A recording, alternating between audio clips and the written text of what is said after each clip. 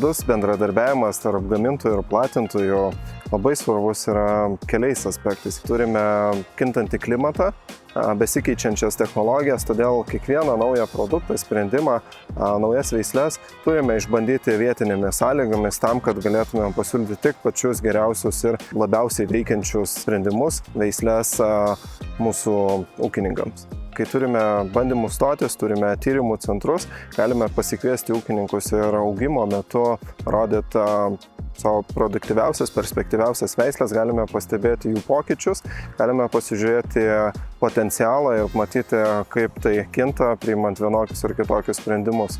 Agrokoncernas turi didžiulę komandą agronomų, kurie kiekvieną dieną susiduria su tam tikrais iššūkiais laukuose ir iš ten, iš ūkininkų ateina poreikis daryti tyrimus tam, kad galėtumėm suprasti, kaip kitais metais būtumėm geresni nei buvom šiais metais.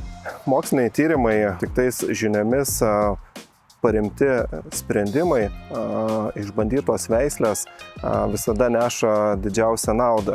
Nuo šių sprendimų, nuo bandymų rezultatų dažniausiai priklauso viso sektoriaus sėkmė, kadangi norint išlikti konkurencingais, turime turėti pačias geriausias veisles ir inovatyviausius sprendimus kiekvienam ūkiui ir kiekvienam laukui.